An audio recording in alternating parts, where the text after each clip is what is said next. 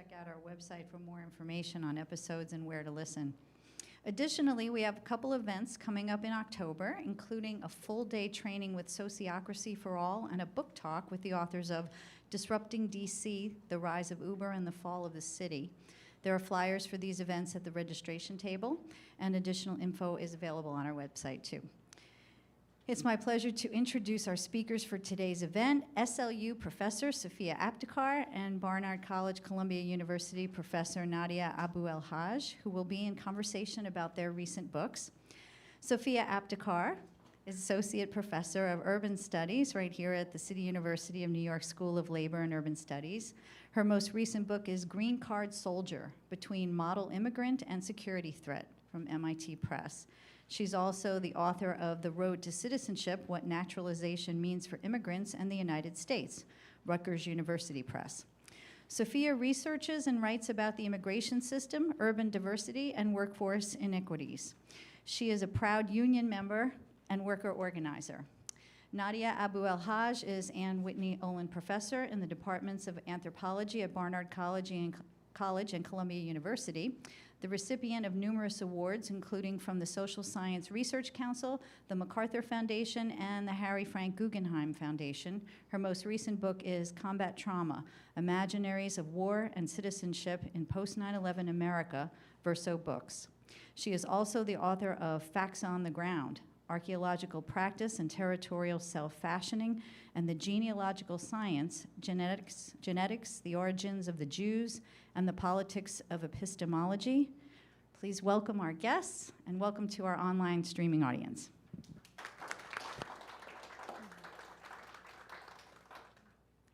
Thanks, Rose, for this wonderful introduction, and to Nadia for visiting us at CUNY SLU. I also want to recognize the work of my public programming colleagues who, there's a little bit of an echo, who did all the technological and organizational labor behind this event, and it's much appreciated. We're looking forward to having a conversation about our two books and to questions from the audience. And I wanted to start us off with both of us talking about the assumptions that we address in our books, assumptions about the U.S. military, about soldiers, about U.S. empire, that we grapple with in our books. And I wonder if you can start us off by talking about some of the assumptions you are focused on in your book. Thank you. Thank you for inviting me to do this. And yes, thank you for everyone who put in the labor to organize this. So I guess I'll start with, the book really starts from the premise that, contrary to what's become a very common sense understanding in American society, that the post-9/11 wars have been completely absent from public consciousness, I was struck, from the time of the first surge in Iraq, but going forward, with how much presence there was and conversation there was in the press, and then increasingly in TV shows. There's the figure, and in movies and in literature, this figure of the traumatized soldier. And sort of I came to thinking about whether, in some ways, the wars have been ubiquitous in American public culture, and I'm really talking sort of mostly sort of mid-2005 through sort of 2015, 2018, but not through accounts or engagements with what was really happening on the ground, but with accounts, both journalistic accounts, memoirs, and then every TV show and all these movies, through sort of depictions of or accounts of the trauma of American troops. And from that premise, I started to think about, what does war become? What does war become, and what does an American public conversation about war become when the conversation is primarily focused on the suffering of American troops and what we, in this language of we, owe them? Now, I want to start by saying this isn't an argument against people being traumatized. I think there's obviously very real trauma. It's also not an argument against how institutionally, whether within the military, the VA, or broader, soldiers' trauma and veterans' trauma should be dealt with. And a big arc of the book deals with that transformation, the ways in which PTSD gets integrated into the cost of making war. right? And honestly, in that section of the book, I also talk about the ways in which I think that the treatment paradigms actually are completely inadequate to the task at hand. But the larger question of the book is about politics and ethics of citizenship and what happens to the possibility of a political conversation when not just the trauma of the soldier, but the trauma of the soldier is tied to this notion that the only person that can know war is the soldier who's been to war, right? And then I talk about both how that assumption can only be made in a society that fights its wars thousands of miles away, because most victims of war we know since the Second World War have been civilians, and that was certainly civilians in other countries, and that's certainly been the case in the post-9/11 wars. But also, I then think about the consequences. What kind of political critique gets shut down in the name of both support the troops, although it's often more rhetorical than real, and on the other hand, you cannot know war if you were not there. And that's sort of what gets traced through the book, if that makes sense. Yeah, totally. There are many intersections in our books. Mine is an investigation of immigrants, non-citizen immigrants who enlist in the U.S. military. And, well, the very first assumption that I had to grapple with when doing the research is the fact that a lot of people don't know that it's possible to enlist as a non-citizen, and I came up against that a lot in just, trying to recruit participants. But once you get past that, and when people know that immigrants are able to enlist, there are several assumptions that I made. One is that immigrants are enlisting for the faster route to citizenship. So, the reason that people are joining the military is to get U.S. citizenship, which the real story is a lot more complicated than that. And I came to this work actually from, a different project that was really focused on the immigration system and learning that about deported veterans. And, kind of, there's a chapter in my book about deported veterans.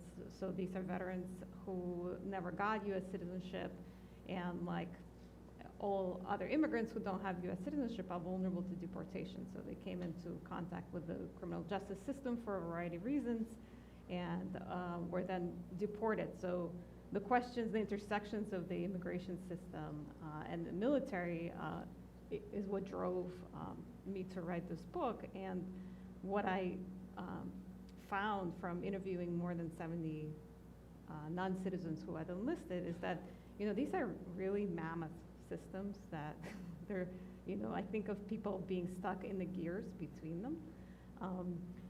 And I also came to really realize and grapple with in my book that military is seen as a way for immigrants to pay back their debt that they're supposedly have to the United States for being allowed in, and that immigrants who serve or who work in the military, who enlist, are the best kind of immigrant, the model immigrant. And in the book, I really try to portray the experience of all the complex reasons for enlistment, where citizenship often does not play much of a role at all, to the experience of being a military worker and being a foot soldier of empire, and what that was like for immigrants, to try to puncture some of these myths about deservingness that are so attached themselves to the figure of the immigrant in the U.S. So maybe I'll follow up on that, because I think you make a really, I think it's worth fleshing out for people the complex reasons that people who are immigrants join the military. And you detail that at an individual level, but you also talk about both transnational masculinities and transnational militarism that puts those decisions in a wider global context. And I thought it'd be great if you could elaborate on that. Yeah, thanks for asking that question. Right, so the reasons that immigrants join the military, as I mentioned, a lot of people assume that I would be getting citizenship faster. And there were a few people for whom that was a very important part of their decision, but they were a particular type of immigrant. They're usually folks who immigrated in young adulthood, had not grown up in the United States, and they had like some kind of urgent situation with the family member that they needed to have this faster route to citizenship. I also, of course, write about how that is often a false promise, that there is a promise of a fast route to citizenship that, you know, was only realized in a kind of a very limited time span from about 2007 to 2017, and since then it's not really faster, and before that it was not really faster. But citizenship aside, immigrants who grow up in the United States, there's a huge overlap in why they enlist with why anyone would enlist. So some see it as a stable job with benefits, others see it as a way to pay for college. This is happening in a context where especially young people of color are growing up and going to schools that are, you know, flooded with military recruitment activities, JROTC, marketing in their communities, and it's, you know, it's just seen as a viable career option. There is definitely also, here I get to the transnational angle. In general, people who grow up in military families are more likely to enlist, and people who live close to military bases. But how would that work for immigrants, right? Their parents, if they're not U.S. citizens, you know, their parents are unlikely to have served in the U.S. military. But what I found is that this militarism in this intergenerational kind of military orientation in the family spans borders. I talked to people whose parents or family members were in militaries elsewhere.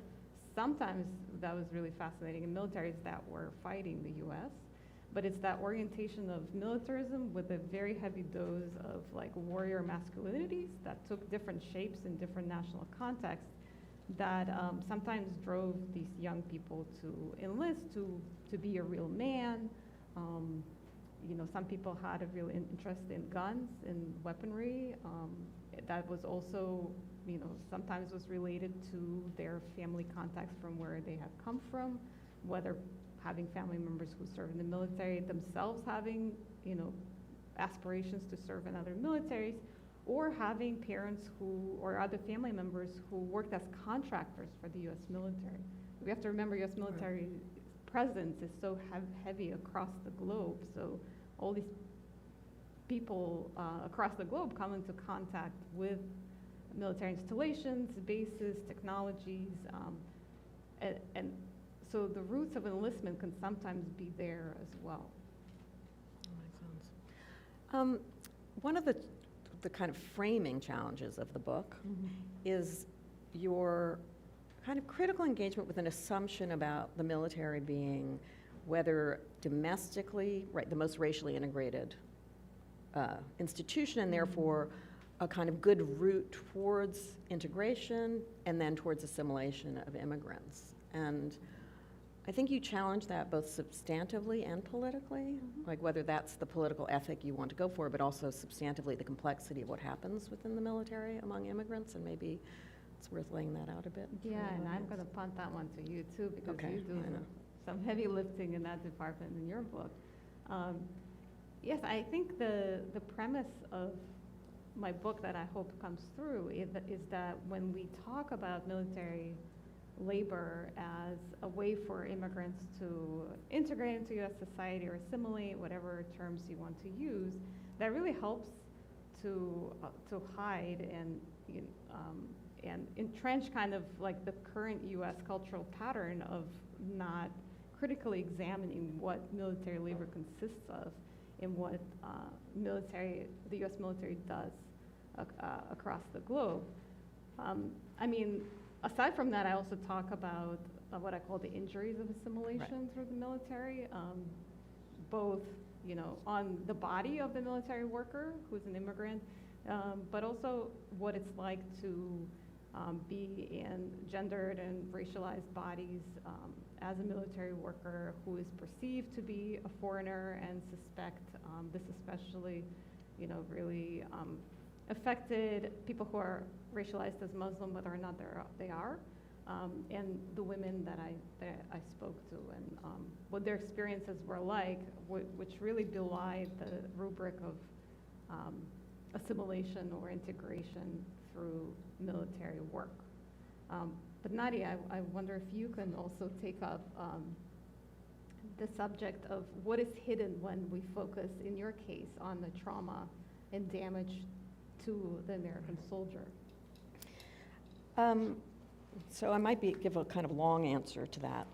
To begin with, I think, so what the book does is it goes back to the Vietnam era and traces the origin of a discourse about, it's not the first time we've talked about soldier trauma, but PTSD as a diagnostic category enters the American Psychiatric Association's Diagnostic and Statistical Manual in 1980.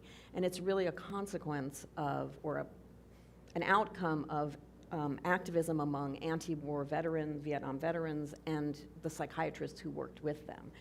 And at that point, the question of the trauma of the sort of immense trauma that was being suffered and spoken about by vets who'd returned from the war in Vietnam was tethered to a political critique of the war, right? So we often think about PTSD and trauma as a condition of victimhood, right? Starting in the 80s and 90s, the iconic figure is often, the victim of rape, of incest, et cetera. But in that moment, the understanding of combat trauma was people were traumatized by what they'd done, by what they'd seen, by what Robert J. Lifton referred to as the atrocity producing situation on the killing fields of Vietnam. So it was very tethered to a critique of the war. And at that moment, then you get this sort of, with the rise of conservative politics in the Reagan administration in the late 70s and 80s, there's an attempt to reconstruct that. And it's not just reconstructing the trauma, but reconstructing the soldier in the war itself, that it wasn't a bad war, it wasn't the war was lost on US soil by opposition to the war, not on the killing fields of Vietnam. And part of that reconstruction is what's become so ubiquitous, which is this sort of sense of you have to support the troops, if not the war. And again, it's rooted in a whole mythology about how Vietnam veterans were treated when they returned, which overlooks their own political involvement, there was a significant number of troops and active duty troops and veterans who in fact opposed the war, and veteran groups that led the opposition. But anyway, so the way I get from there to the present is then to think about that question of you have to support the troops no matter what you think of the war. And again, I'm not talking here about institutional support, we can talk about that later, but as sort of a demand of citizenship, gets really tethered in a certain public discourse in the during the height of the war on terror to soldier trauma, right? And there's a complexity of, so what is this trauma? On the one hand, there's a reopening within psychiatry of a conversation of what is combat trauma, and it's often it's not about being victimized. It's a language now of moral transgression again, but it's very depoliticized. It's sort of in the language of this is what war is. You see evil and partake in evil in a way that, quote unquote, civilians would never know, of course, assuming the American civilian has no experience that civilians don't experience violence, which is a very American assumption and a misunderstanding of this society, but war on their soil they don't experience. And so the consequence of that is to kind of defer, the truth of war becomes the soldier's war story. And there then becomes this very complicated question of what does support mean? Does it mean you can get into a political argument about the war? And really I trace ethnographically and both through a reading of long-form journalist accounts and these ethnographic encounters I had, all these situations in which the call upon so-called civilians was constantly, you have to listen, you have to defer, but you cannot judge the war, right? And I really talk about both how that emerges from within this figure of the traumatized soldier, but more generally, I think, from within this hagiography of the military as you know, you may not like the war, but the military is this kind of extraordinarily moral institution. The problem is the politicians, not the soldiers. Think about when Trump gets elected. Thank God the generals, you know, the adults are in the room, but many of those adults in the room were the generals that carried out disastrous, or not only carried out, but formulated disastrous counterinsurgency policies in Afghanistan and Iraq. So there's a kind of reconstruction that we have from that Reagan period, which is deference to the military as an institution, despite what one thinks of the particular wars, or as if that could be separated. And then it gets more personalized in this question of what the so-called American civilian owes in terms of deference to those who have served, quote unquote. Right, it also makes me think of there's the profound level of militarization in U.S. society that this is a symptom of. So I write about the way that the immigration system is increasingly militarized in all these ways, from, you know, equipment flowing from Afghanistan to the U.S.-Mexico border, to literally the way that the immigration system becomes embedded in, you know, military labor to, you know, through this faster path to naturalization. And today, during the crisis in recruitment that's experienced by the military, there is a renewed push to recruit specifically from the immigrant community. So there are co-ethnic recruiters who are, infiltrate or join Facebook groups where immigrant community members might be sharing advice about, services or how to survive in the United States. And immigrants are once again seen as this, really important source of labor, and partly what makes them, they are seen as high quality because they have better retention rates, they're less likely to drop out, but part of what is happening there also is that their immigration status makes them more vulnerable. So if you are hoping to get citizenship through your military service, you might be less likely to report, harassment, discrimination, or even an injury. And so as to, eventually get immigration status that hinges on your service. So that makes you a more exploitable worker, better suited for it. But it's just one of the symptoms of militarism, just really being a powerful framework in which we operate, and that makes,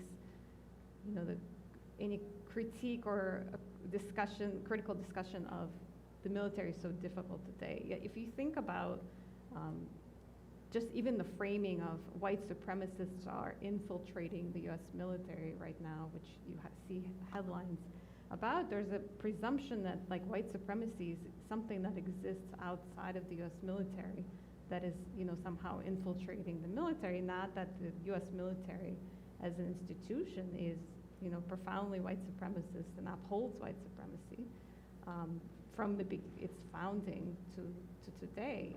And it requires, racialized dehumanization of people across the globe as a premise of its operations. And I think that comes out in your book more than mine, that kind of the difficulty that we have even on the left in critically speaking about the military and about its impact on its victims. Right. No, I think that's right. I think what both the books do is it's almost, well, how does one know militarism when one sees it, right? Mm-hmm. And the obvious answer, an easy answer, would be being kind of really pro-war. And in some sense, what we're both showing is it appears in these other ways, in progressives who invoke or support the military taking immigrants as a way of showing they're good immigrants. Well, why would that be a progressive political position, right? Or, even little mundane things, what seems mundane of, I was recently flying again. Why do troops, active duty troops get to board civilian aircraft first? Or the kind of, I have a whole analysis and reading of the kind of gesture and rhetoric of thank you for your service. And again, I'm not saying it's necessarily sincere, so there's the question of how it's received, but it's also why that gesture. And I was once giving a talk at Columbia, and I was talking about this, and this Italian in the audience said, oh my God, in Italy, to say that would read as fascist. And I thought, that's right. Whereas here it's just, I mean, it might seem annoying and superficial, but it's taken as the proper ethical stance, right? And really what I'm trying to sort of show in the book is what are the conversations that get shut down.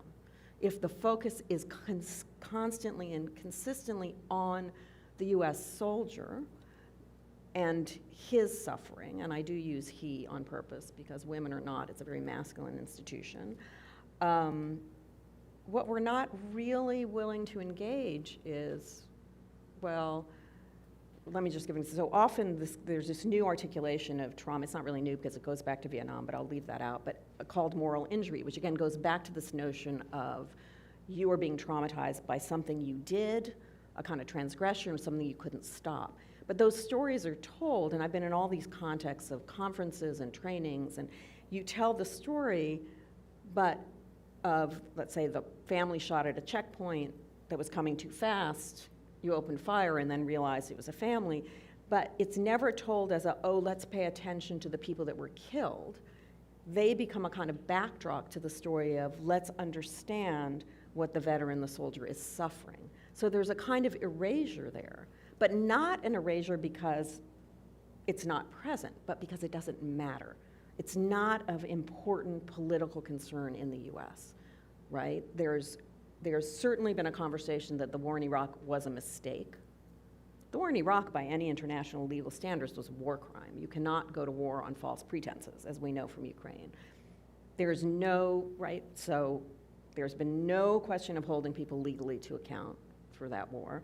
There's no conversations about reparations for that war, right? Think about the latest conversations about burn pits, right? Burn pits are killing people. But if they're killing veterans who came back, what's happening to people on the ground that have been living with that pollution for decades, right? And again, it's because it's always this turning inwards. And what I'm saying is that turning inwards is a sign of militarism, even if one says, I don't support the war, but I have to support the, well, why only the American troops, right? What is it about the military and what is understood here as quote unquote service that tethers a whole population to what both of us in different ways understand as militarism, that is just unquestioned across the political spectrum. I mean, not exclusively, there are questions, but in a kind of broad. Yeah, absolutely. Right. And we're here at CUNY, so I'm just even thinking about the fact that, you know, parts of our institution are named after Colin Powell, who was a key figure Right. in the orchestrating the Iraq War. Right. Yeah. But what really struck me about your book, Nadia, is that the contrast between the understandings of trauma during the Vietnam War era, and just like a concrete examples you have, for example, Vietnam veterans traveling back to Vietnam to do service projects with the Vietnamese and kind of active engagement with what happened in Vietnam and to the Vietnamese people, and the way that that kind of gets dropped over time is a very striking narrative. And also, I wonder if you want to speak a little bit more about thinking the troops pattern that we're in right now as being explicitly or implicitly reparative to, you know, perhaps the myth of soldiers coming back from Vietnam to be spat upon by anti-war activists. Right, so, you know, there's this big question about, I mean, as various people, I think Karl Merlantes, who's written several books about Vietnam, has said, you know, whether or not anybody was ever spat upon is really unclear, but it's become that figure, mm-hmm. right? I think the reason I really went back and thought about that is I think it's interesting in multiple, well, I think it's a really, I went back and sort of revisited that early moment of trying to get combat trauma reinserted in the DSM, because it had been there and then was taken out, it's a long story, and then defined as PTSD, in part because I think the history isn't well told, because it's often read as that was the beginning of turning American soldiers into victims. Like, in other words, that was the beginning of the US not taking responsibility for its own imperial wars. And I think that's a profound misreading of what happened then. And what I find really interesting about that moment, and it was short-lived, but it was an active group of, it was Vietnam Veterans Against the War together with these psychiatrists working both in the VA and not, but very radical psychiatrists, was they really provided a way to think about simultaneously recognizing the psychological injury and damage that soldiers suffer and endure by fighting these wars, and at the same time, the political responsibility that one has as Americans, whether a soldier or civilian, to stop those wars, right?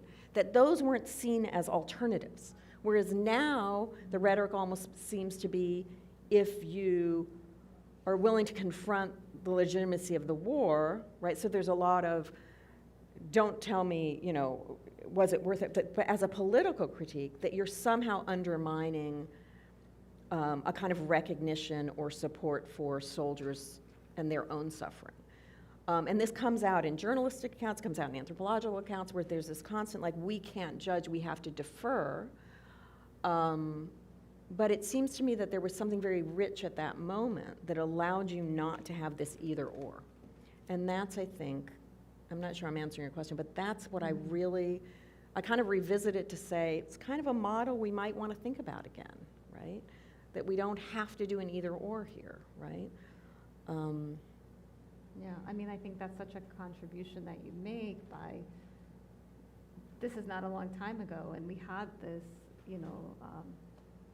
way of thinking about combat trauma that perhaps allows for more of a sense of, or acknowledgement, recognition of the obligation and the debt that we have to the people damaged by the U.S. military. Right. And it's not just American soldiers who are It's not damaged, just right? American Yeah. soldiers, yeah. Although they are also damaged, or Yes. some of them, many of them, right? Yeah. Go back to let's talk about labor, military. Yeah. So I'm gonna premise this because I think that Sofya does a very good job thinking about work and labor. But as we were talking, so in my book, I push back against a kind of rhetoric. Again, it comes out in some anthropological accounts, but it comes out in an encounter. So I'll just tell the encounter I told you about. I was at Columbia, and there was a screening of, just a short piece of the PBS documentary, The Vietnam War, by David Burns, right? Something Burns. And then there was a discussion afterwards, and one of the people on the panel was a vet of these wars. There are a lot of veterans in general studies at Columbia. And somehow, I don't know how exactly this kind of transpired, but he started talking about, really kind of cynically about the students, not the veteran students, but the younger students at Columbia College, who, will ask him, so did you kill anybody, or whatever. Then we can have a whole discussion about that too. But his response was, it's such a ridiculous question. I mean, it's just another job. Like, you can be an engineer, and you can be this, and you can be that. And I sort of pause over, of course not everyone in the military is engaged in combat. But to describe it as just another job seems to me to set aside a set of crucial political and ethical questions, which is, it's not just another job. It's a job that ultimately is about warfare, right? Mm-hmm. And killing. And so, but your use of work and labor is a very different use. And I talk a bit about why you use the term and how it doesn't do the work, or doesn't have the effect that kind of rhetoric has. Or I hope that it does. I don't think it does, actually. Yeah, I mean, such a great topic for us to talk about at the labor school. So in my book, I try not to use, to refer to military labor as service. And so my attempts to frame it as labor was to invite and to some extent force a discussion of what the work entails, because I feel that the term service helps paper over the content of the job. So in thinking about, it's, you know, I also disagree with it's just another job framing. But for me, in my analysis, thinking about it as labor helped look at, you know, not just the work conditions, which, you know, I'm always conscious of as a union member, but also, like, these people are selling their labor, and what is that, the actual content of what they're doing? What are the actions they're asked to perform? What are the goals? What are the flows of resources that are taking place? So in a way, thinking of it as a job, as work, helps kind of open the door to talking about militarism critically, and to be able to do what you show did happen in the Vietnam era, which is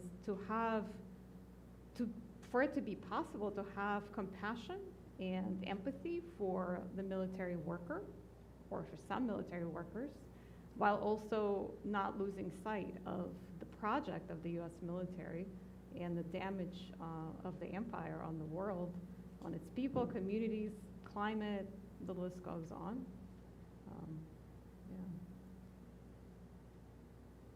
Well, and I think that's the thing, because, I mean, I think you do that well, both the service, which I also struggled with but did not get around in my book, and now I'm thinking the term to be used is enlisted as opposed to serve, but a little late.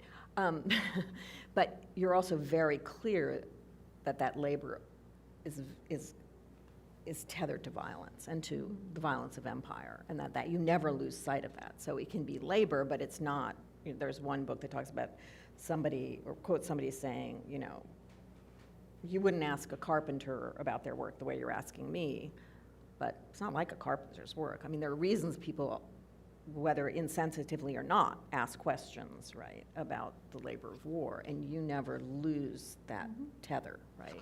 It's not like being a carpenter, even if you're doing carpentry in the military, right? It's still not like being a carpenter. Yeah, absolutely. You've mentioned kind of the war in Ukraine, and I wonder if we want to return and talk about, you know, our books are very new, but even in just in a few years, there have been some kind of recent developments that our books speak to. So I wonder if you want to talk about Ukraine a bit. Well, as I was finishing the book, literally, a couple months after the invasion of Ukraine, so as I'm turning the book in, Afghanistan falls, right, to the Taliban. So 20 years later, one's back to the Taliban regime. And I felt in that fall, whether there was the 2 weeks where suddenly, and because of sort of what unfolded at the airport in many ways, there was, you know, not just in kind of traditionally, but all over Twitter and Facebook, where there was a kind of sustained attention for this very short period to the suffering of Afghans, right? People desperately trying to leave, the bombing at the airport, and then, of course, the drone strike that hits this family as, again, the wrong family, which, of course, is something that's happened all in all. So there was that moment where, for once, the entire conversation, it struck me, was not just about American troops, although it was also about that. It kind of spun out to, in complicated ways, their moral injury about not having been able to save people. And then, you know, that fall, the House passed a resolution to finally repeal the act, I'm having a moment, what was it called? The War Powers Act, or whatever it was called, that basically, exactly, the authorization of the use of military force that has allowed every president since 9/11 to basically use military force as they would. It got stalled in the Senate. But so for me, and there were some articles in the New York Times, there was a slight opening of a conversation of what were these 20 years of war? What does it mean? I mean, Iraq aside, which again was not a mistake, was a war crime, but even Afghanistan, what was the intention of going in, right? The Taliban had offered to surrender in November 2001. What does it mean to have not taken that up? And I thought there was the beginnings of a crack that maybe we could have this conversation. And then, Russia invaded Ukraine, and it just shut it down. And I think it shut it down because, again, let me be very clear, I do not support the invasion of Ukraine, and I just absolutely, that's not the issue, but it allowed the US, the military, because of the way the Russian military fights, which doesn't even have any pretense to a kind of liberal way of war that flattens cities, as we know from Syria, we didn't have to get to Ukraine. And the Biden administration could reconstruct the US as a kind of the leader of the moral, kind of ethical, democratic West, right? That it allowed us to kind of skirt right through a kind of critical engagement of 20 years of war that are not over. The war on terror is not over. There are special ops troops in Syria, in Iraq. I know from somebody who's worked with them in Afghanistan, all over Africa, right? But it allowed that thing to kind of be slid over because there's a kind of reconstruction of the US now. It's the moral, a self-reconstruction, but also it's a kind of moral leader all over again. And as opposed to, as much as the conservative reconstruction of the US post the war in Vietnam was very successful by the 80s going into Central America, the Cold War, there was actually, for a while, a critical reckoning, and we've just lost that possibility. And it's worth then thinking, so it's kind of reconstituting this militarism now in this kind of unequivocal sense that the US is the leader of this, that the US has no responsibility in what happened in Ukraine, that NATO itself has no role in the rise of a kind of fascist nationalism in Russia. And therefore there's no real critical engagement, and that also there's even no conversation that this war on terror is ongoing because the focus has shifted so dramatically and it's so easy for the US to constitute itself as on the right side of this war. And the other thing that we talked about briefly is, there are lots of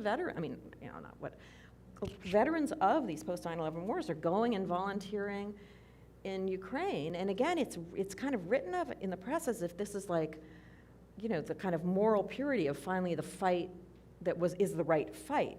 First of all, I think people go back into war for complex reasons. A lot of people talk about, the kind of mundanity of life and losing purpose. But there's a slippery slide. Now there was a report last week of wounded American soldiers, veterans who are private, like they're not part of the US military, being taken to the military hospital in Landstuhl, Germany to be treated. So where we're gonna land here, I think we really need to pay attention, both to the rhetoric around Ukraine and the US kind of moral purity, apparently, but also what exactly is happening here that, they're against people volunteering, but now they're treating them. What is that slide? And where it's gonna end, I think, is very unclear. And of course, the amount of arms going into Ukraine. Yeah, absolutely. When you were talking about the fall of Afghanistan, what I was noticing at the time, and since then this kind of discourse has continued, that the asylum seekers and refugees from Afghanistan are now seen as like fertile ground for military recruitment. And they're positioned in two ways, complementary. One is that they have special skills we need, cultural competencies and language, and two, like they owe us for being rescued.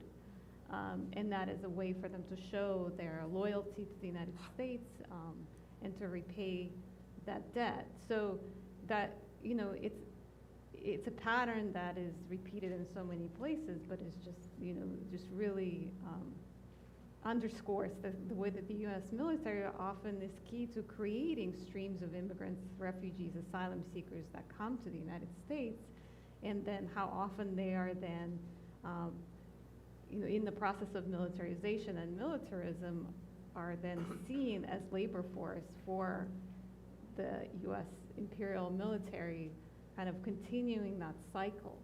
I'm also thinking about what is now called the migrant crisis here in New York.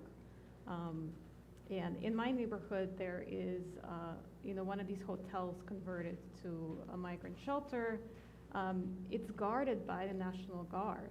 Oh, really? So the militarization just has so many aspects to it, right? It is, totally normalized to have the military providing like migrant security. I'm not sure how to characterize what's happening there.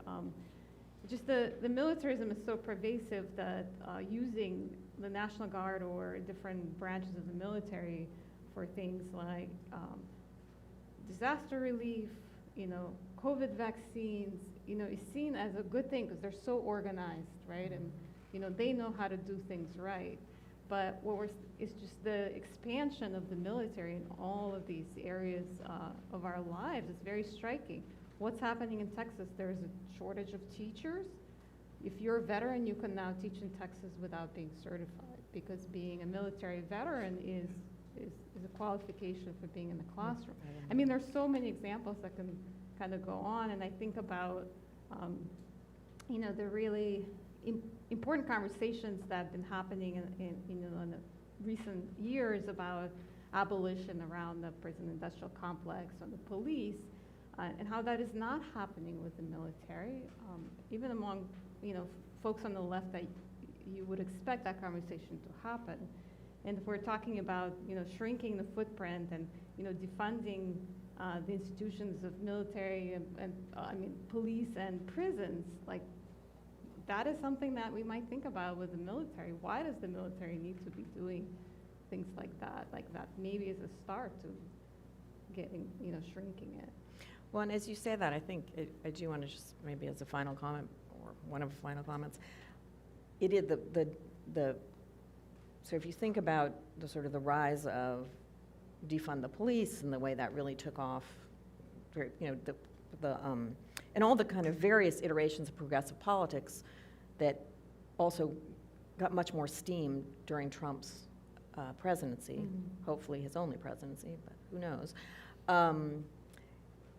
The U.S. was still at war, and there was not a progressive movement on the ground of any significance calling for withdrawal and an end to the war on terror. And I think that says a lot about the ways in which progressive American politics has become so interior, and not just, around that there really seems to be a loss of understanding that the U.S. is an incredibly powerful empire that is at war throughout the globe. How can one have a so-called progressive movement on the ground that never mentioned, for all practical purposes, that the U.S. was still not just everywhere, but full-scale war in Afghanistan that wasn't part of the movement? And I think that's symptomatic of a kind of nationalist myopia and a kind of reticence to seem anti-military. And I think part of that is because the military is understood as a class or a poverty draft or a class, but it's not really a poverty draft. It's a class draft in a complex, collapsing middle class of American society. So I think that is a great point for us to end our conversation and open it up to our audience for any questions or comments. I think Rose is walking around with a microphone.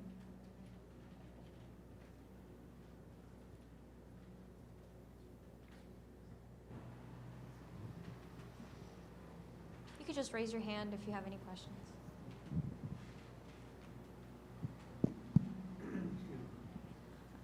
You're getting a microphone. Okay, thank you. I think coming from one of your remarks about, which seems to indicate the public support or non-support of the military or their awareness and so on. During Vietnam, I think was a very historic alignment between the general public and the troops themselves, a very strong pro-GI movement. And there's a book called Soldiers in Revolt by David Courtwright, which is concerned with the mutinies and revolts of the troops, most of whom were enlisted, not draftees, because they realized they'd been sold a bill of goods and turned on their officers and their non-coms in a very, very strenuous way. There was 700 fraggings. Fragging was the death of a non-com or an officer after being warned that they were misleading the troops. And there was a weapon called a fragmentation grenade, which was laid on their bunk as a warning that if they didn't straighten out, there would be more than a warning, and that happened 700 times. So I think that's kind of historic. And in any long-term development about the U.S. military itself, I think that would be very important. I myself participated after 9/11 in a group which reached out to the military and passed out all kinds of material about this, including a memorandum by a Pentagon colonel named Robert Heinl, H-E-I-N-L, which more than indicated that the war was almost lost because the Army couldn't fight. It was either in rebellion or on drugs. And nothing like that arose after the Iraq invasion that we became aware of. We reached out to hundreds and hundreds of troops. And I've always wondered why there was never a spark. Mind you, there's a great gulf of time, obviously, but what took place during that period of time and why there was no indication whatsoever of anything approaching a rebellious spirit that we could determine. You know, that comment is so important, and I want to just respond in two parts. One, the question of both dissent within the military and violent dissent and anti-violence, it's a really important story to remember because the rhetoric today, and this has been true since the first Gulf War, of support the troops is framed as the lesson we learned from Vietnam because the veterans were so badly treated. But it's a reading of that moment that assumes that soldiers and veterans were all behind the war and the anti-war activists were not soldiers and veterans. And it's a complete misunderstanding of a moment in history where active duty soldiers were turning against the military in the war. So that it's not some simple moral lesson. It was the project of the Reagan administration to reconstruct the story of Vietnam and of the anti-war movement in that way, to say, you know, the public didn't support the troops and that's what happened. So that story, I think, is incredibly important. The flip side about what you're talking about opposition within the military, I also think that's part of what, you know, I talk about this a bit in one of the chapters of the book. So there's this group called Theater of War. I don't know if anybody's ever seen it. And they stage these, it's based in New York, and it has a complicated history, but he basically stages these readings of, you know, Sophocles' plays and Ajax, and in particular, these very intense moments of the suicide of the troop. And it's a kind of staged reading for an audience. I mean, they do it on military bases alone, but the ones I've been in are kind of what they call mixed civilian and military audiences. And I was at one at Columbia University, and of course at Columbia the kids were reading the core, so this was people who'd read the Sophocles plays and faculty who teach the Sophocles plays, so it got a little more complicated about the reading, but you know, at one point, you know, it became this very tense interchange between some people who were being critical of the war and bringing up Vietnam, and some veterans were saying this is not Vietnam, you know, there were reasons for this war, you can't make the comparison, and then the person, Brian Dories, who runs it, really saying to the non-military, non-veteran audience, you can't expect the veterans or the military to be the site of political critique. And this man, who was clearly an adult during the Vietnam War, stood up and said, I don't even understand what that means. That's where the critique came from. Like, it didn't just come from the public that wasn't at war. It came from within the military. And of course we need to expect that, right? And that's part of what I show, is why it's not that, and part of the question is, what gets thrown out is you as civilians, right? It's a use of a term that drives me nuts, I just want to say, because in my world, and probably, you know, I didn't grow up in this country, civilian means people who are on the receiving end of warfare, not people who don't know war, but that's what it means here. You know, you bear responsibility, but we all bear responsibility, right? Soldiers and veterans also bear responsibility, but that's not a demand that can be made, right? And that was very different during the era of the Vietnam War, which is another thing to remember. You know, one does bear political responsibility for what one does, period, right? But that's not a conversation we have. people would, during Vietnam, would go to the Port Authority where troops were being busted for it. Oh, I'm sorry. Hang on, let's, if you don't mind. Okay, go ahead, and then the gentleman behind you. During Vietnam, people in support of the troops would gather in the Port Authority and other places and hand out all kinds of material indicating their support for the troops who are on their way to Nam or have been back or whatever the case was. So there was an absolute bonding going on, and I'm not sure of any other point in history where that took place.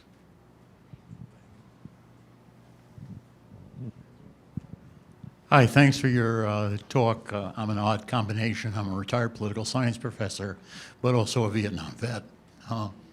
Excuse me. And one of the things that was particularly striking during my year in Vietnam, because that was the way it was set up then, you had exactly a year. The day you got there, you knew the day you hopefully would come home. And one of the things that was really striking to me during that year was that there was not a single conversation about why we were there. Nobody ever said, boy, I'm here to fight for freedom, or we're really helping the Vietnamese, or I'm going to get those communists. It was, the only conversations were, how do I survive this year? When do I go home? Never a discussion about the politics. And I wonder if that was consistent with what you found. You did more work interviewing veterans. I mean, I'll say I do know from, I mean, I made a conscious choice not to do ethnography amongst troops and veterans because I wanted to tell a war story that wasn't from inside that perspective. But I do know from people I've taught at Columbia who are veterans that it's similar. You know, they land there. You know, I think post-9/11 was more complicated because there was at least initially, the kind of rise of this kind of angry nationalism was so intense you couldn't even ask the question of, is invading Afghanistan really the best response to this? But so my sense is a lot of people arrived thinking, at least from the people I know, that there was a good fight here, whether in Afghanistan or in Iraq, and quickly getting so disillusioned that it became about surviving and making sure that your comrades in arms, although I guess the military in the US wouldn't use comrades, would survive with you. But I think there was more of and particularly I think it depends on whether people went in early or late. But people seem to get very quickly disillusioned because the aims weren't clear, the terrain was shifting, and then it becomes survival. I do think that's not untrue, right? And actually, Bruce, it makes me, I did an interview a lot of people who were in the military during the Vietnam War. It was mostly post 9/11. But your question or your comment really makes me think about what my conversations with deported veterans, some of whom were Vietnam veterans. And really the dilemma they faced in having to silence the critiques they might have had of what military labor was like for them, what they had been doing, and this is not exclusive to Vietnam vets, because their only claim to deservingness and to a remedy of their situation, being deported and trying to return, was to embrace militarism wholeheartedly and really emphasize their veteran identity above any other identity they had, and to not publicly voice any critiques, because those critiques would undermine the kind of the only viable claim they had to being Americans. Yeah, it's just like a difficult and in some ways tragic situation. That makes sense. Yeah.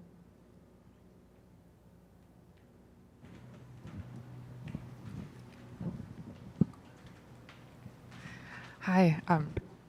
Oh, is this working? Is it okay if I just talk? We'll grab the other thing. Okay. Thank you both so much. I was wondering about.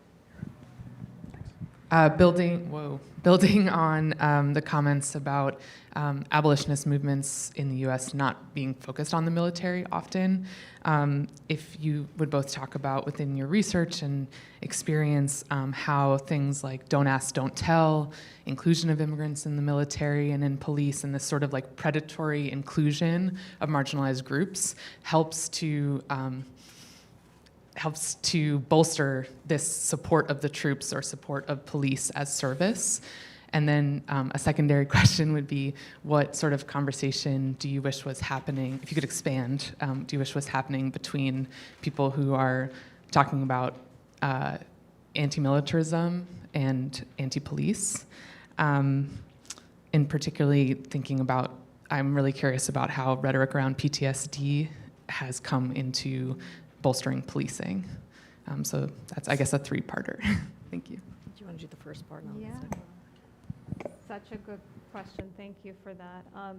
Yeah, I think that the concept of predatory inclusion is right on the nose there.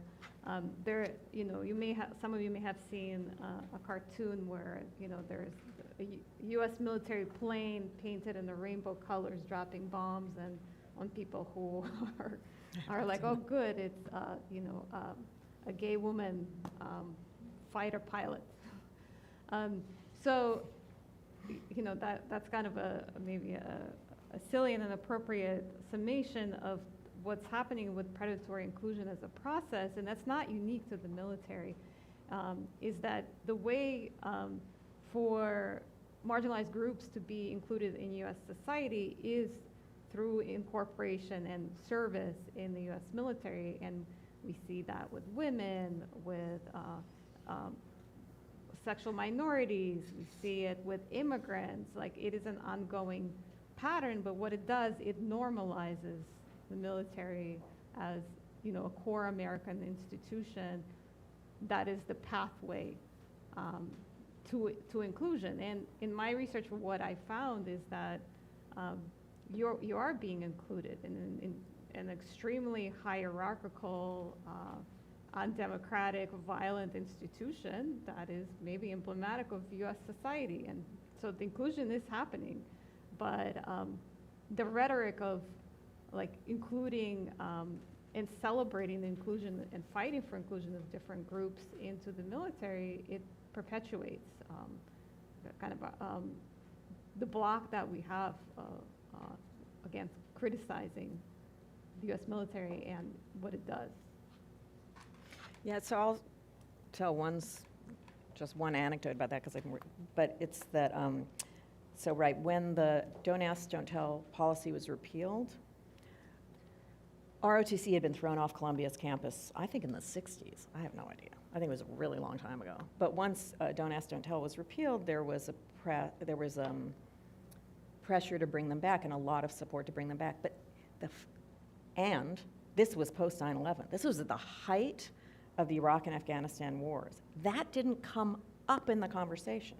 It was, well, now that gays are allowed in the military, somehow it's a more liberal institution. I mean, to me, that was just very striking of priorities. And yes, they're back on campus.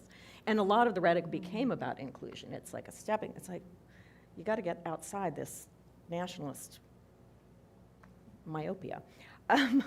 On the police and on the military, I'm sort of glad you asked it. So this is, I'll get to the PTSD thing, but that was one of the things that's striking. Think about, and again, my book, isn't really addressed to conservative hawks because I know they support the war in the middle, right? The rhetoric of support the troops, right? So all the context ethnographic that I was in, like where I was working, I did a lot of stuff with people who work with veterans and, charities and churches and psychiatrists and psychologists. They're all liberals. They were all against the wars, whatever that meant, although they didn't talk about that very much, right? But there was still this sense, support the troops no matter what you think of the war. I can't even imagine people marching in the street saying, support the police no matter what you think of the police department, right? And I think that, the demography of the police department is not very different than the demographic makeup of the military. And in fact, a lot of ex-military personnel end up in the police.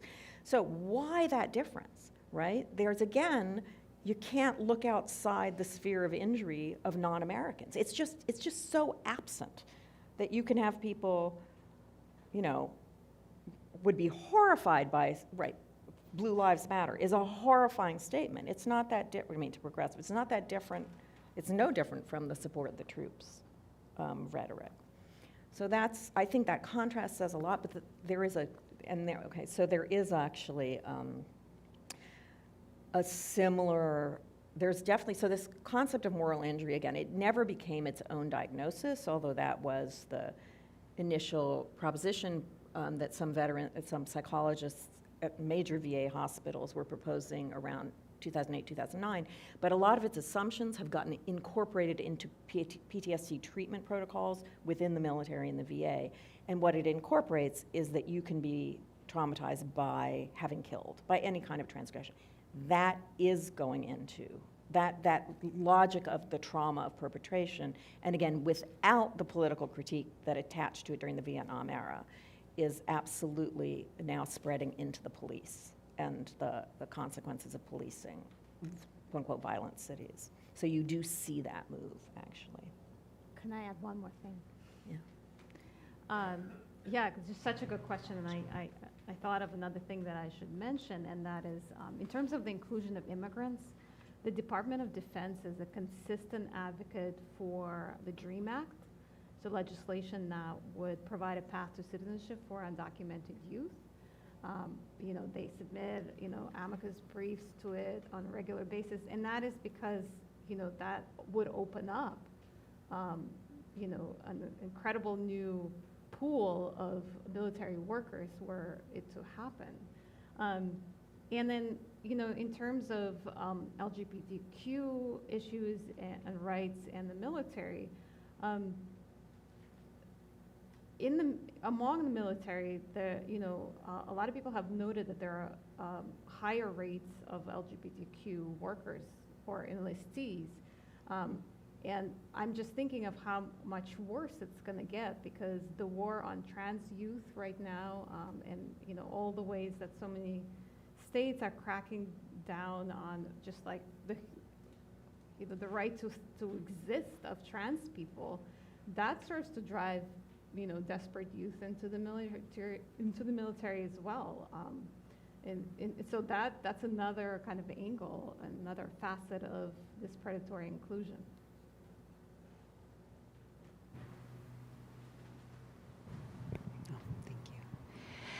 Thank you so much. That was brilliant. I've read both books. Both are brilliant, but it's great to read across them. I mean, I think it really is really enlightening. So I love the conversation. I think you both showed how the debates about the military have been so narrow and so circumscribed and only about a very particular US context. And you both really create and open the space to bring in a much larger transnational or global discussion about kind of militarism and US imperialism. And the way I think you both do it is exactly what you kind of were showing earlier, is by dissent within often.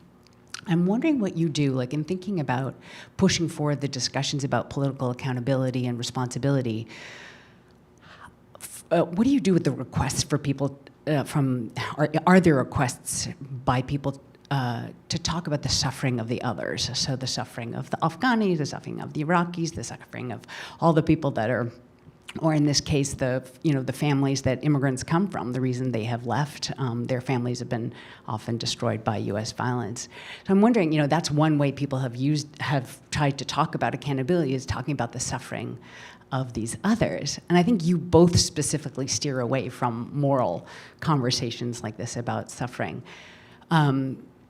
Just keep it to the political. So how would you answer that if people say, well, these others have been left out of your book, the violences that have been perpetrated? Like, let's talk about those violences specifically and keep it in this register of suffering.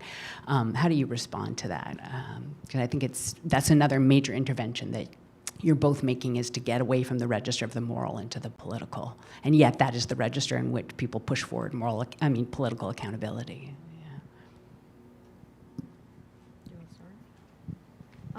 Yeah, what a good question, and a difficult one. But I will attempt by saying that, in thinking about that so for the audience, if you don't know, this is Professor Miriam Tickton, who has written amazing work on innocence. And so one of the ways that your work has helped me think and write this book is about the way that suffering of the other can be a move to innocence. And in writing the book, I did attempt to focus on political accountability as a way of not falling into that trap. Whether or not I succeeded, I don't know.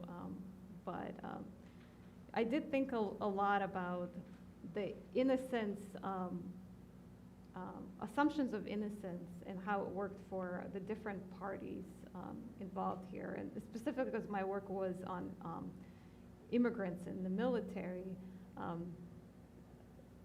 the way that often narratives of innocence also attach to immigrants in some ways, although obviously not in others, and how that also really undermines the reality of people's lives and also denies them agency, and denies them agency in ways that also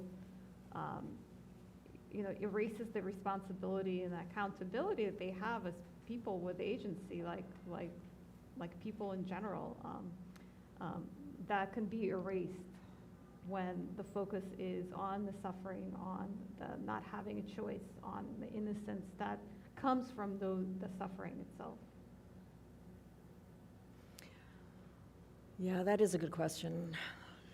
I'm going to try to answer it. Yeah, I mean, I think one of the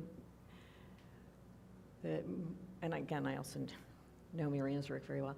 I think one of the most important shifts when thinking about conversations around the American war in Vietnam and the post-9/11 era is the shift from a political argument for or against the war, but it was a political argument.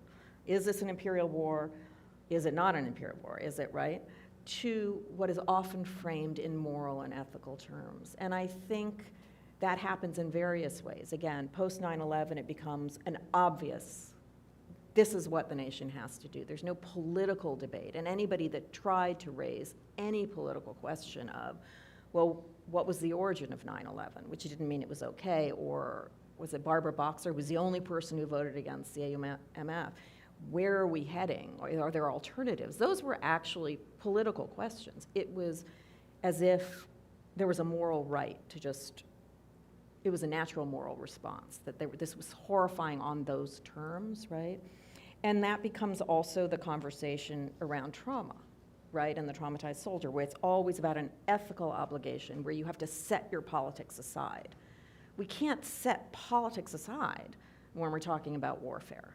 I mean, war is about politics, right? And that constant call, I think, just makes it impossible to have a sustained, actual conversation about what is the U.S.'s role in the world, what is the war on terror, and what is the role in creating, right? I mean, again, I want to say the other side of the innocence is Viet Thanh Nguyen. I don't know if people know him. He wrote the Pulitzer Prize-winning book, The Sympathizer.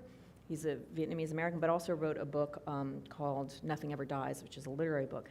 And he also, so the book is very interesting because it's about rethinking the American memory of Vietnam, but also of the war in Vietnam, but also the Vietnamese memory. And he also says other people are also political subjects, right? We can't reduce other people merely to victims. And that means you have to have a critical engagement. So if you think about even the gesture in a lot of kind of journalistic accounts or whatever, is this book is about American soldiers, that's its focus, but of course I also acknowledge the suffering of women and children. I mean, it's very interesting, this category of women and children, right? First of all, can men ever be civilians, as some people ask, but it's like you put those people into this position of the innocent subject as if there's no politics on the ground. There's also, if there's an equivalence, an ethical equivalence or moral equivalence, it's not between the American soldier and Iraqi or Afghan or Pakistani women and children. It's between the Iraqi soldier and the guerrilla fighter, the Taliban, whatever, right? So again, it's another way of just setting aside what is the political argument here and what are the political stakes here and what is a way out, right? And that's the conversation. And having that conversation is, I think one of the reasons it's been extremely hard is, given the 60s and 70s, given the nature of anti-colonial movements, and that the Viet Cong was also a Marxist anti-colonial movement, there was a way in which progressives and liberals, given that era in the US, could identify with that movement. And I think part of the collapse of any political critique of the post-9/11 era is, it's an enemy, quote unquote, that everyone thinks is disgusting. So we got to back away from the politics because nobody can figure out a way in, and part of that is not understanding the complexity of the societies, right? It doesn't fit into that easy anti-colonial narrative that was so available in the 60s, still in the early 70s. And I think that's been really paralyzing in the US and in the West in general, right? I don't think that answered your question, but there you go. What can I say?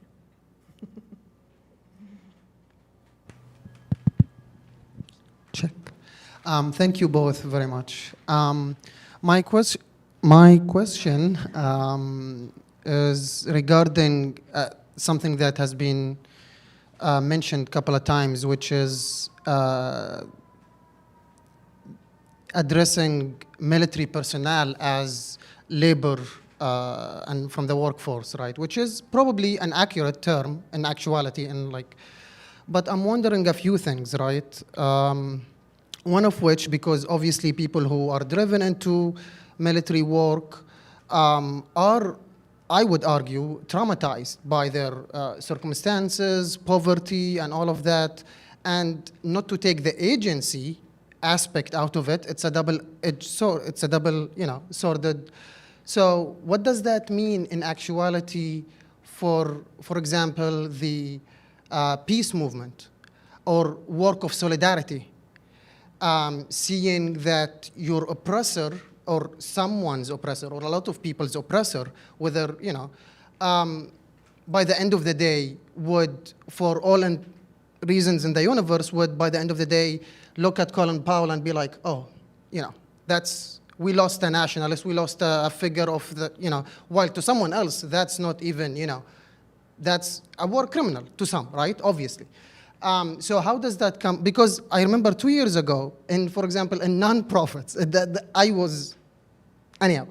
But to that very, when that comes up as that figure dying, what does that mean? And again, we can bring a zillion of examples, right, of why the school to military pipeline, right? Where do they, again, we can go in a lot of ways about that, but what does that mean on quote unquote international solidarity, work and all of that? So I guess I would like to just touch more on the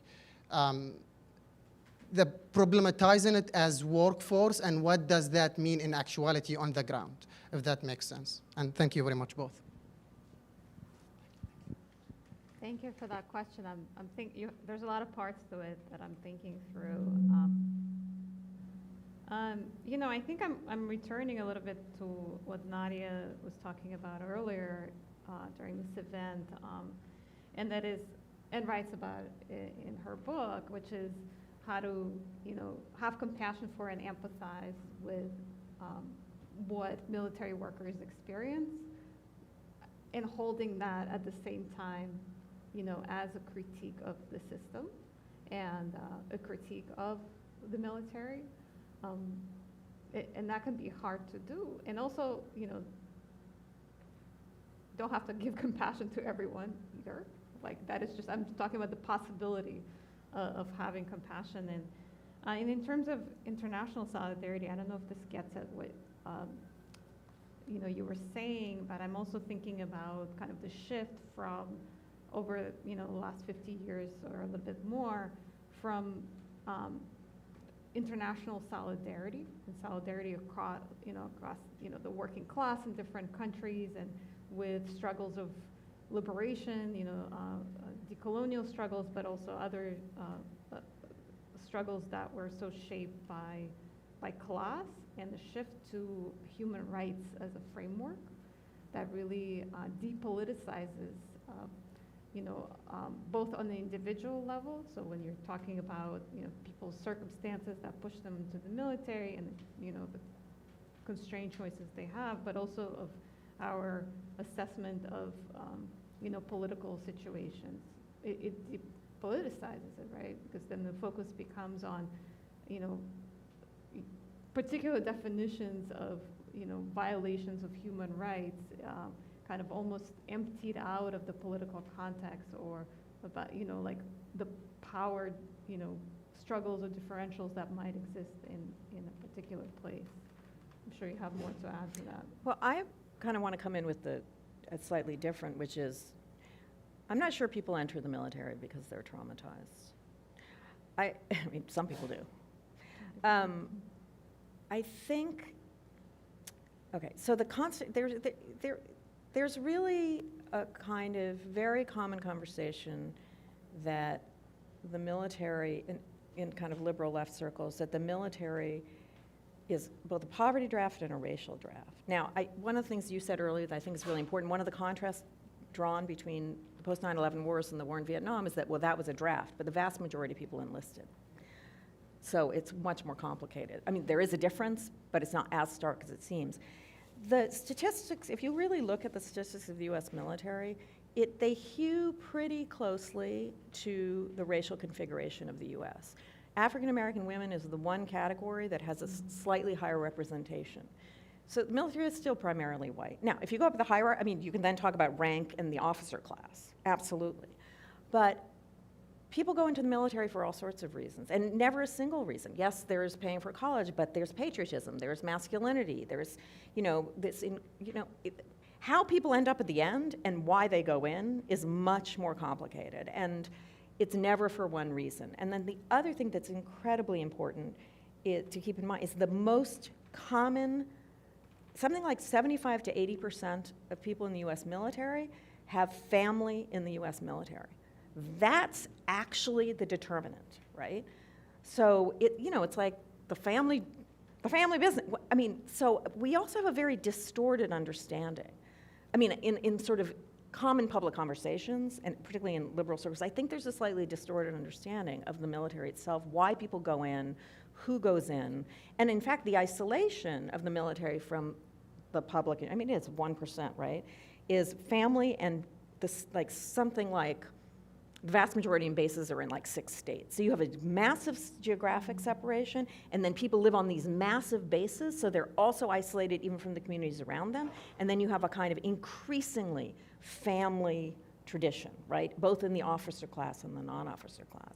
So I think it's important also not to generalize why people go in, and I think it's more complicated, and I think that also becomes an apologia for not being willing to criticize that choice.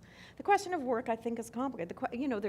We talked about it, a book by Danny Hoffman, who's an anthropologist, that talks about, he's really talking about members of guerrilla movements in the DRC, civil war, etc. And he also talks about it as labor. But he's not therefore saying it's just any kind of labor. It's violent labor, right? So you can think about work and labor as violent labor as opposed to just like any other labor. And I think that's much closer to what you're getting at than just replacing, right? Yeah. And it's violent labor inflicted and suffered, right? I mean, clearly. Yeah, and I think to your point about the poverty draft, I think really important to remember that most American youth do not qualify. Yes, they don't qualify. Enlist. So the most traumatized, right, Yep. by capitalism and all the structures of inequity, they are not eligible to enlist because of the requirements for health, for passing the test, for having graduated as high much as school, they're for constantly exactly. lowered and expanded. Yeah. It's still most people are not able to enlist if they wanted to. And that actually, I was telling Sofya, there was a report on NPR the other night about the crisis and enlistment, and there aren't enough people, and part of the reason they're turning to immigrants is that most Americans will not qualify. And they're finding more immigrant communities where people both physically, I mean, health-wise, and in terms of education, and in terms of no criminal records, et cetera, et cetera, et cetera, qualify. So yeah, that's right. I have a question, related to kind of exactly what you two have been talking about.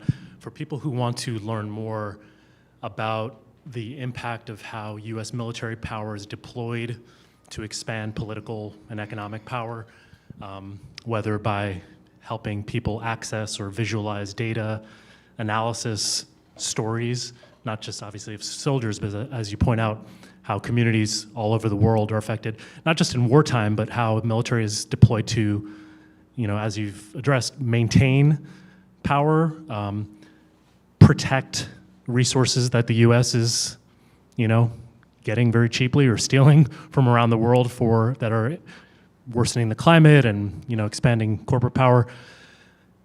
If you have, anything in mind, either now or maybe we can share it with folks in the follow-up, but I don't know if such resources exist out there where data and stories, et cetera, are constantly updated to help people really understand kind of what you both have helped illustrate for all of us here. Well, I think one of the best resources that's easily available is the Brown University's Costs of War project. They update, literally, the monetary costs, the injury costs. They have a database of all the bases and U.S. bases of all the countries and locations in which U.S. Special Operations troops have been operating. It's an incredible resource. And then they also produce these papers that are, they're not necessarily obscure, about sort of that reanalyze both the options that might have been available or the consequences. It's an amazing resource, actually. Yeah, I would definitely go with that. And I can share some links, because where I really find inspiration is in the vibrant movements of opposition to military bases across the world, and in places the U.S. has colonized. So the movements against Navy bases in Hawaii, or in Okinawa. There's so many places that really have developed and vibrant movements that have a lot to teach us about the framing of the U.S. military, as well as concrete tactics.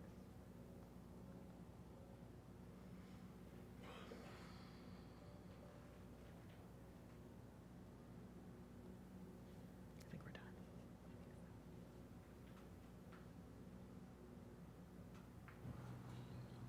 I think maybe, are there any final questions before we wrap up? Rose, do you want to make any final announcements, or do you have anything? Okay. So we're going to be doing a book signing for both books immediately following this. Do you all want to do it here, or do you prefer to do it outside? Okay, we'll do it outside, so join us there. And then we'd like we make a little time just right now really quickly for an important announcement from some CUNY students that are here today with us. Hi, everyone. So I know we've been talking about building power. I wanted to talk about austerity at CUNY. And we're from the CUNY Rising Alliance, which is it's a coalition of many different organizations, the Professional Staff Congress, other public labor unions, New York Public Interest Research Group, Democratic Socialists, and I just wanted to do a quick plug. I appreciate you for giving me some time. We're trying to build a low tuition or even a free CUNY. It was free up until 1976. Austerity killed the free CUNY model, and City College used to be called the Harvard of the proletariat, and I think it still is. And so if you want to plug in, you can Google CUNY Rising. It's on every social media. And so please get involved, no matter where you come from, no matter if you're a student, faculty, community member. Please get involved. There's an event on October 10th at CUNY SLU here at 3:30 if you'd like to get involved. And hope to see you there. Thank you. Thanks so much, everyone, for joining us. And just a final reminder that when the podcast episode comes out in the next week or two, we hope that you'll join us in spreading the word and sharing that episode with your networks. And we'll do another, in that publicity, we'll be sure to share discount codes for both books. So we hope you'll encourage folks to buy books when we go out and publicize that episode release. So thank you. Thank you, Sofya. Thank you, Nadia. Thank you. Thanks, everybody online, for joining us.